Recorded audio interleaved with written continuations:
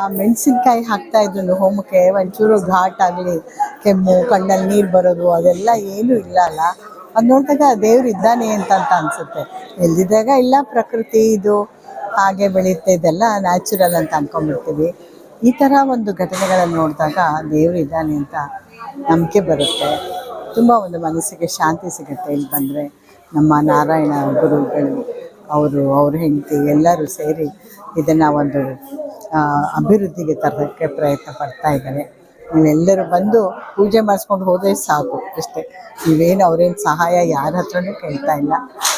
ಬಂದು ಇಲ್ಲಿ ಪೂಜೆ ಮಾಡಿಸ್ಕೊಂಡು ಹೋಗಿ, ಒಳ್ಳೆಯದಾಗಲಿ ಎಲ್ಲರಿಗೂ. ಸರ್ವೇ ಜನ ಸುಖಿನೋ ಭವಂತು ಅಂತ. ಪ್ರಪಂಚದಲ್ಲಿ ಎಲ್ಲ ಏನೇನು ಒಂದು ಪಶು ಪಕ್ಷಿ ಪ್ರಾಣಿ ಏನೇನಿದೆಯೋ ಎಲ್ಲರಿಗೂ, ಮನುಷ್ಯ ಜೀವಿಗಳಿಗೆ ಮೊದಲು ಒಂದು ನೆಮ್ಮದಿ ಶಾಂತಿಯನ್ನು ಕೊಡಲಿ ಅಂತ ನಾನು ದೇವರಲ್ಲಿ ಪ್ರಾರ್ಥಿಸ್ತೀನಿ. ನಮ್ಮಲ್ಲಿರೋ ಆ ಕ್ರೌರತ್ವ ಅದೆಲ್ಲ ಹೋಗಿ ಒಂದು ಶಾಂತಿ ನೆಲೆಸಲಿ. ಈ ಪ್ರಪಂಚದಿಂದ ನಾವೇನೂ ತೊಗೊಂಡು ಹೋಗಲ್ಲ. ನಿಮಗೆ ಮೋಸ ಮಾಡೋದ್ರಿಂದ ನಾನೇನೂ ಕಳ್ಸೋಕ್ಕಾಗೋದಿಲ್ಲ. ಇದನ್ನು ಒಂದು ಮನಸ್ಸಲ್ಲಿ ಇಟ್ಕೊಂಡು ನೀವೆಲ್ಲರೂ ಬದುಕಿ. ನಿಮ್ಗೆ ಇಷ್ಟ ಆಗಲಿಲ್ವಾ, ಒಬ್ಬ ವ್ಯಕ್ತಿ ಇಷ್ಟ ಆಗಲಿಲ್ವಾ, ಅವರನ್ನು ದೂರ ಮಾಡಿ ಅಷ್ಟೇ. ಅವರಲ್ಲಿ ಬಗ್ಗೆ ದ್ವೇಷ ಬೆಳೆಸ್ಕೊಳ್ಳೋದು, ಮತ್ತೊಂದು ಮಾಡೋದು ಅದೆಲ್ಲ ಚೆನ್ನಾಗಿಲ್ಲ.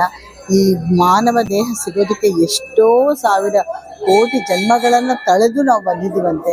ಈಗಲೂ ಯಾಕೆ ಅದನ್ನು ಅನ್ಯಾಯ ಮಾಡೋದು ಅಂತ. ನೀವೆಲ್ಲರೂ ಚೆನ್ನಾಗಿರಿ, ನೀವೆಲ್ಲರಿಗೂ ಶಾಂತಿ ಸಿಗಲಿ. ನಮ್ಮ ದೇಶಕ್ಕೆ, ನಮ್ಮ ಪ್ರಪಂಚಕ್ಕೆ ಆ ಭಗವಂತ ಒಳ್ಳೇದು ಮಾಡಲಿ ಅಂತ ನಾನು. ಹೌದು, ಅದೊಂದು ಒಂಥರ ಆಶ್ಚರ್ಯಕರ ಸಂಗತಿ. ಅದು ಬಿಳಿದು ಲಿಂಗ ನೋಡಿದ್ದೀವಿ, ಸ್ಫಟಿಕ ಲಿಂಗಗಳನ್ನು ನೋಡಿದ್ದೀವಿ.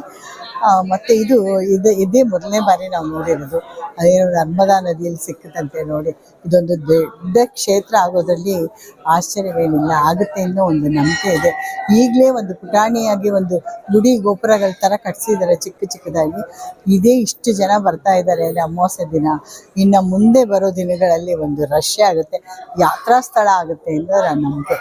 ವಂಡರ್ಲಾಗಿ ಬರಲ್ಲ, ಇಲ್ಲಿರುವ ವಂಡರನ್ನು ನೋಡೋದಕ್ಕೆ ಬರ್ತಾರೆ ಅಂತ ನಂಗೆ ಅನಿಸುತ್ತೆ. ನಮಸ್ಕಾರ.